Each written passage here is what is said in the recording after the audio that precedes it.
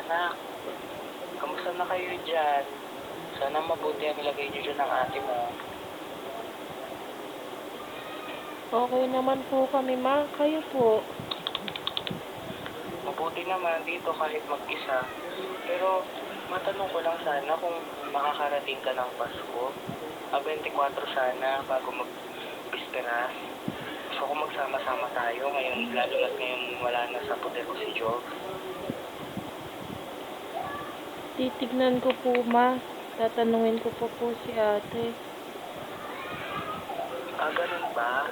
O sige. Pakiusapan mo naman ang ate mo. Sige na, para naman magkasama-sama tayo. Kahit isang beses na ngayong taon.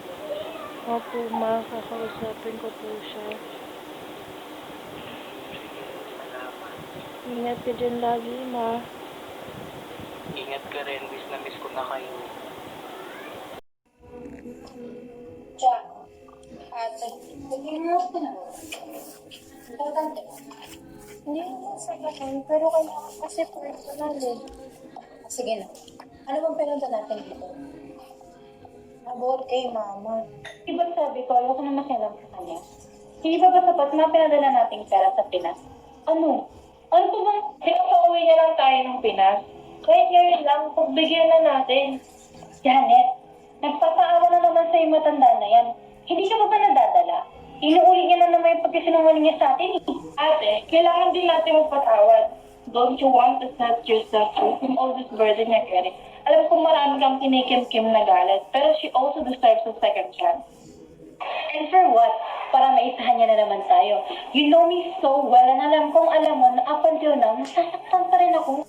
Okay, I know. Hindi naman kita pipilitin if hindi ka pa ready magpatawad dati, pero I want you to know na bibisitahin ko si Mama. Call me if you're ready na magpatawad. Hindi naman pipilitin. Pero gusto mo yan. And also, I want you to know na our mom also deserves a second chance, ate. Tawagan mo na lang ako kapag ready ka na magpatawad.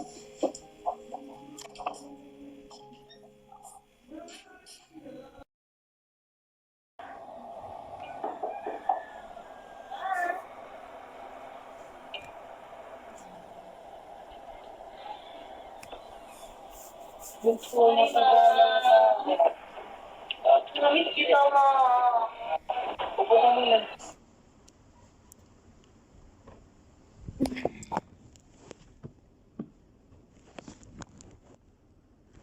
Ma, kamusta ka pala dito? Alam ba? Bihira ka na tumawag. Mabuti naman ako, anak. Nakakayanan pa naman kahit papaano. Nga pala, pawis na pawis ka. Saan ka galing? Galing akong palengke. Namili ako ng lulutuin natin para sa Noche Buena. Ay, naku, mabuti naman. Ano mo naman, isang linggo na lang, magpapasko na. Nga pala ma, sila Ate Ja, nakausap mo na ba? Natawagan mo na ba sila? Darating ba? Naku, bunso. Nakalimutan ko nga palang pamulin. Sila. Eh, alam mo naman, yung busy sila eh.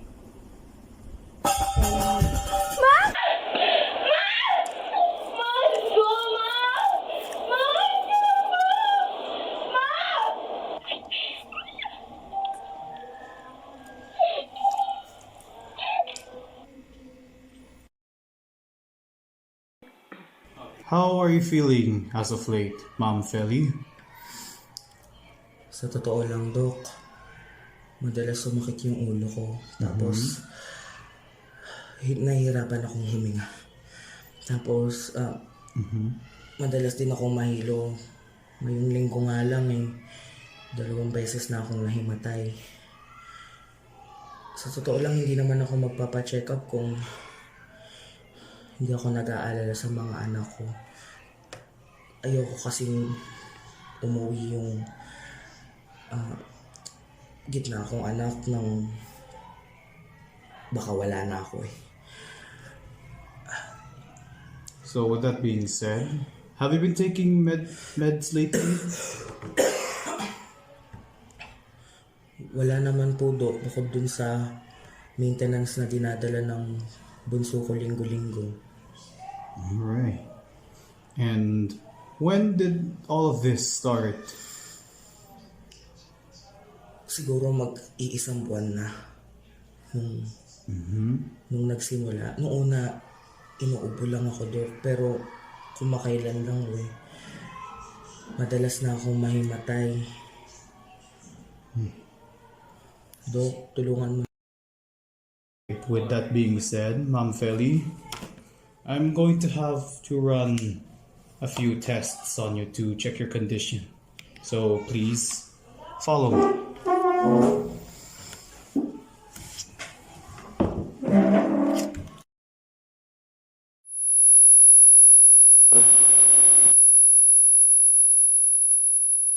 Jobs. Ano nangyari, Jobs? Nawalan ka ng malay, ma. Palagi ka bang ganyan? Hindi naman, anak. Pasensya ka na pero tatawagin ko Ate Janet.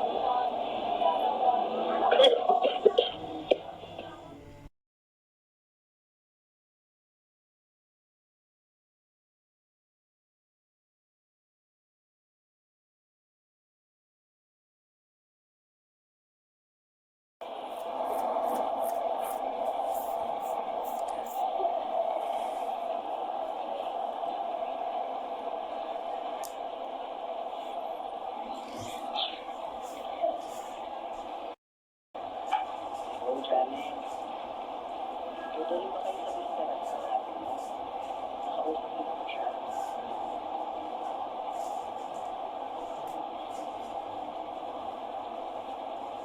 Ganun ba? Sige, mag-iingat kayo, ha?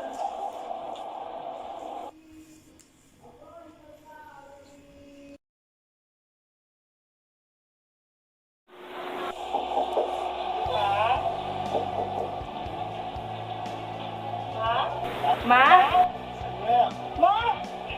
Ma? Ma? Kailan ka pa nakauwi, anak? Kakauwi ko lang, ma. Di na ako dumiretso ng hotel. Dumiretso na ako agad dito. Namiss kasi kita eh. Ma, mapapalit mo na ako ah. Nakalimutan ko kasi kung gano'n kainit sa Pilipinas. Mapapalit mo na ako ha. Eh, basta magandang ako naman. Oo, ma. I'll tell you more about it.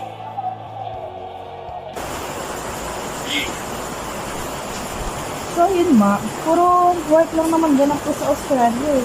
Nakakapagod na nga eh. Kaya pala wala kang pinapakilalang lalaki sa akin. Ay ako ma, wala akong panahon para dyan. Pero anak na iba ako. Ano sa ate Juliet mo? Nakakarating ba siya? Oo naman daw ma, pero malilate siya eh. Nga pala ma, pagod kasi ako sa biyahe, pwede mauna na ako sa kwarto. Wala? Napaka-eat and run mo talaga kahit kayo na.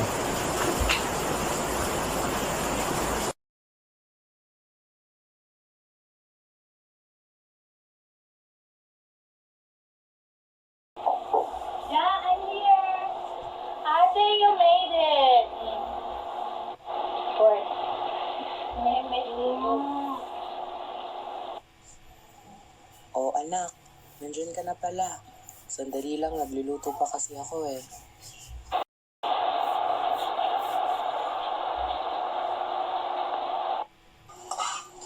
Oh, anak, kamusta ka na? Kamusta ka ng Australia?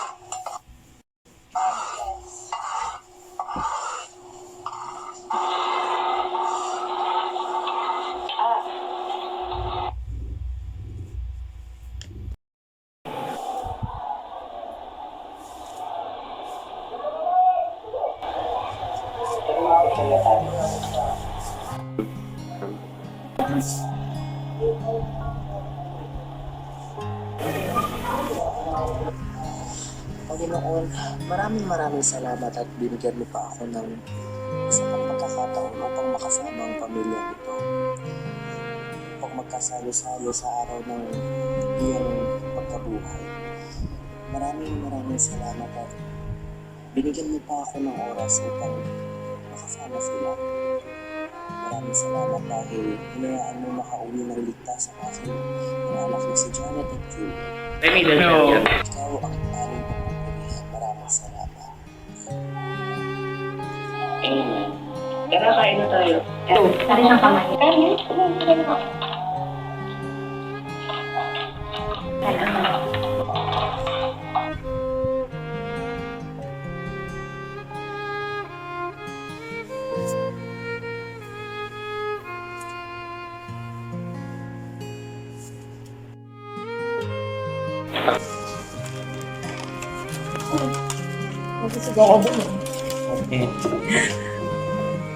Buti naman. Merry Christmas mga anak. Merry Christmas, ma'am. Masaya ka ba?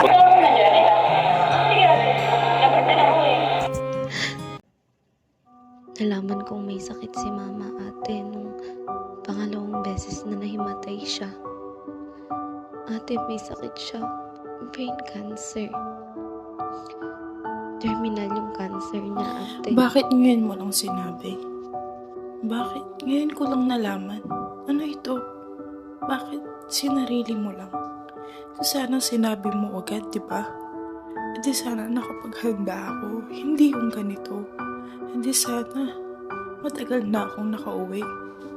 Hindi sana sinabi ko agad kay ate. Hindi yung huli na ang Ate, lahat. sorry. Ninihim namin ni mama sa'yo kasi ayaw kanya mag-alala.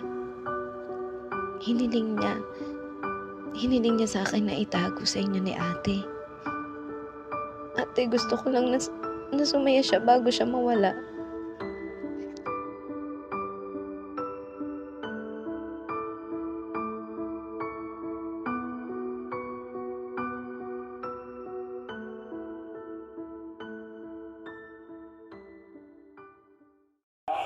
Pwede ba tayo mag-isa?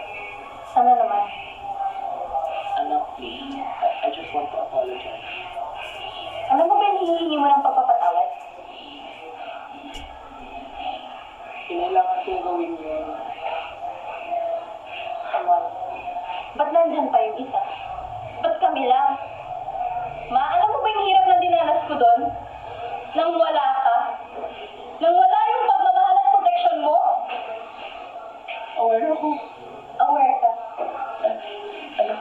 Alam ko yung hirap na dinanas ko sa Australia. Nakasama yung tita mo.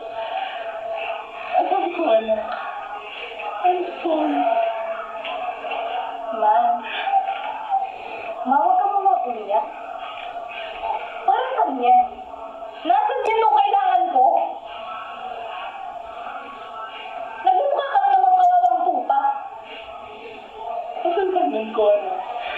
Kasalanan ko na. Kasalanan mo nga. Buti alam mo.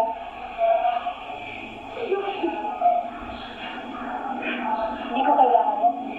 Tumigil ka. Hindi ko mapapatawad yung ginawa ko, ma. Alam mo ba yung hirap na dinalas ko doon? Sinasaktan nila ako. Ikaw lang iniisip ko. Iniisip ko na rin. Sinabi mo ako. Naliligtas mo ako. Anak, araw-araw akong kinakain ng konsensya ko. I'm not asking you to forgive me right now. What I need is time. Time to prove myself once more. Na I deserve you back. I'm sorry. Ma, pagod na ako magpatawad. Pagod na akong umasa. Siguro. Pero wag ngayon. Wag ngayon. Sawang-sawa na ako. Ate, ano yun? Akala ko ba okay ka na sa ganitong setup? Pero bakit ganun? Anong ginawa mo? What were you expecting, ha, Jack? I said I'd be willing to join you. That's it. Ate, wala na ang oras. Ano I'm not ready yet. What do you mean? We can talk about it later na lang. Tulungan ko naman muna si mama. Up to you.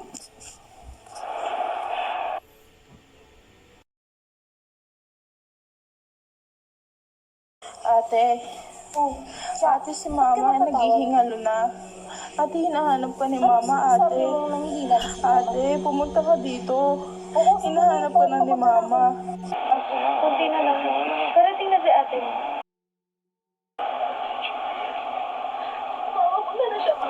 Ma.